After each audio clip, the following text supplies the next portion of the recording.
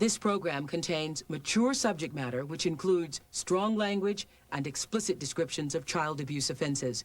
Viewer discretion is advised. He told me if I told anybody, he was gonna kill me. My husband didn't have an affair. He went out and made mistresses out of my daughters. There's almost not a day that goes by that I don't think about what I did with my children. What is worse than a mother who takes her own child's life? That poor kid.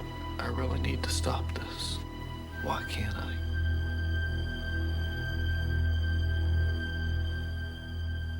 I'm Oprah Winfrey, and like millions of other Americans, I'm a survivor of child abuse. I was only 9 years old when I was raped by my 19-year-old cousin. He was the first of 3 family members to sexually molest me. I kept the abuse a secret over 20 years.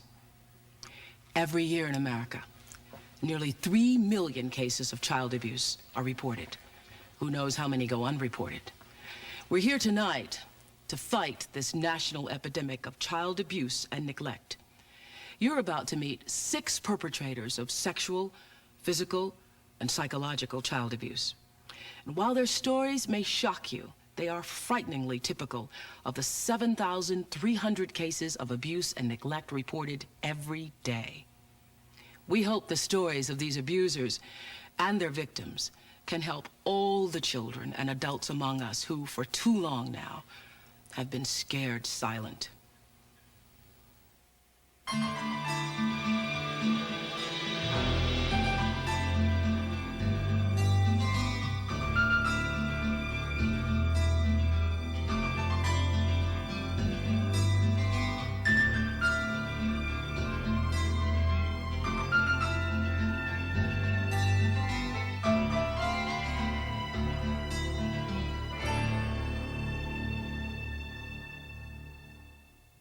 Contrary to popular belief, most child molesters are not strangers.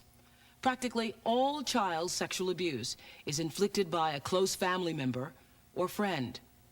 A warning, you're about to hear some graphic descriptions of sexual abuse. But to stop and to prevent this crime against children, we need to face the hidden truth. And in the beginning, probably up until I was 11, there was just really just heavy, petting, touching, and probably like oral sex.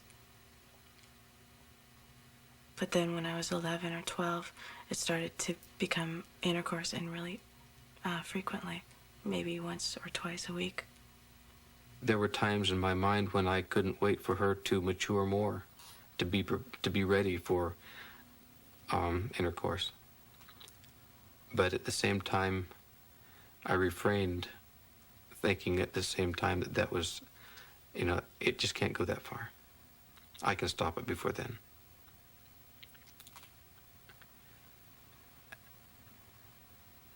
And I couldn't. Del is 48 and a successful engineer.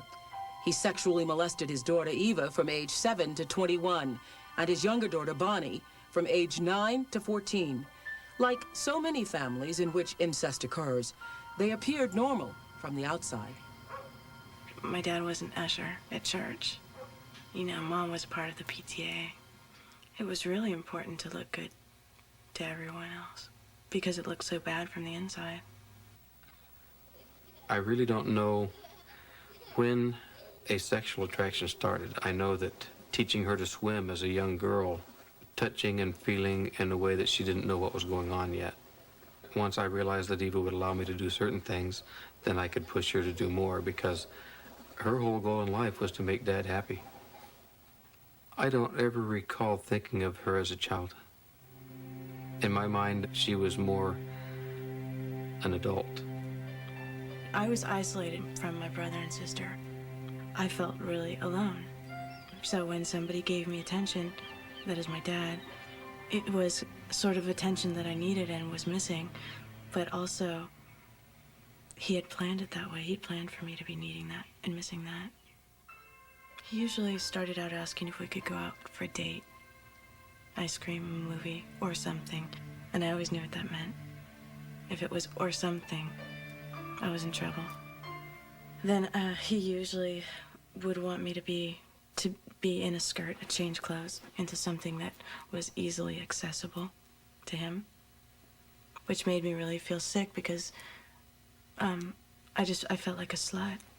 I felt like I was making myself open for something that I didn't enjoy. Part of the grooming is to indicate that, you can't tell anybody about this because they'll come in and break up the family. And to a child, that's their world. So you don't need force to put them into a fear mode that's greater than you can imagine. Incest is the whole family's problem. Like many mothers of sexual abuse victims, Dell's wife, Jan, was herself molested as a child. Since she couldn't bear to face the pain of her own abuse, she shut out the signs of her daughter's suffering. I felt somewhere in the pit of my stomach that something was wrong, but I didn't know what it was. I ignored all the clues and the symptoms and the feelings and thought there was something wrong with me, that I would even think something like that. The signs that she was not getting was the fact that I was a very sad kid. If this was such a great family, why was I so sad? Why couldn't I look people in the eye? And why did I walk funny? By the time I reached an age where I knew it was wrong, it was so inbred in me. Part of me was kept a child. I wasn't 21 somewhere inside. I was still 7 or 8. It wasn't until Eva was a young adult and had spent time away from her family that she was finally able to break 13 years of silence. I took my sister out for coffee. I go, okay, do you know what it means to be molested? And she went, Eva, I know. I'm being molested too. At that point, I was furious. It wasn't for myself that I could stop it. It was for somebody else. We decided to wait till the next morning to say anything to my mom. And I said, we can't stay in the same house for another hour. We just can't. I opened the safe. We own a gun. I took the bullets, the clip from the gun, because I didn't know what Dell would do when he found out that we were gone. I thought he might try to kill himself. And I just remember her saying to my dad, we know what you've done. Damn you. And I can't believe that she ever, would come to our rescue like that. It was like 500 pounds of cement was lifted off my shoulders. I felt like I was going to collapse, but I sat down and I said, thank God it's over. Now what do we do? Dell pleaded guilty to sexual abuse charges and served 1 year in jail. During 3 years of separation from his family, he has undergone intensive therapy to help him recover from his abusive behavior and to uncover its roots. Dell's history revealed severe emotional cruelty at the hands of his stepfather, and like 70% of all men who molest children, Dell himself had been sexually abused by a neighbor when he was 6. I came from a very strict religious family that didn't even say words like sex. There was just no way I could communicate that this 20-year-old boy next door did something to me out in the barnyard. So in order to make sure that nothing like that ever happened again, I had to be in control of my life and everybody around me forever. For years, Eva pretty well lived under my command. One of the things that I feel very strongly about as part of the recovery process for me is to gain trust again with my daughter somehow. Do I think my dad's really in recovery? I reserve that. I don't know. Changes were calling, but did I have to say goodbye? I don't know. It seemed right to me. After 3 years of no contact with her father, Eva made the courageous decision to confront him for the first time about the scars he's left on her life. I'd like him to know how much he's hurt me, how much he's hurt every other person in this world that I love.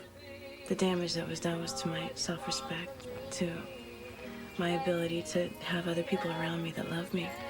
I don't let them. I always want to know what they want in return. This meeting was really kind of like a last chance. What if all she sees is the same old dad? Well, I've said I'm sorry several times, but that's really, I wish I could say it in a way that she'd believe it and know it. What do you want to be? Do you know what you want from me? And if we ever meet again, can we still be friends?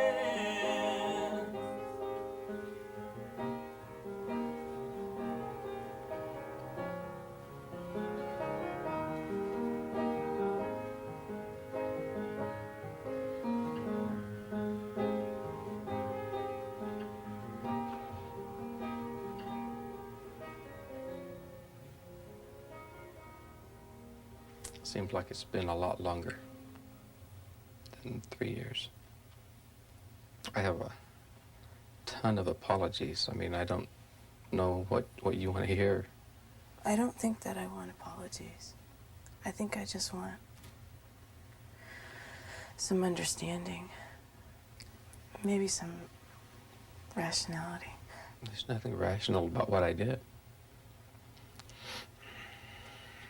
You were the first person in my life that I knew loved me. Before that, in my own mind, I was really unlovable. No, I feel that way. I'm sure. But that doesn't mean I'm gonna go out and molest my kids. No, most likely, unless you get a lot of counseling, you'll go out and end up marrying a molester. I know we have a lot of work to do, and we're not gonna finish it today. And it's not gonna be suddenly, you know, going and having picnics together all the time.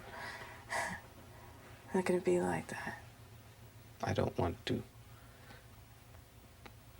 draw a picture of what family life ought to be and expect everybody to jump into it. I just don't want to be out of the picture. You're really lucky that you're still part of the picture.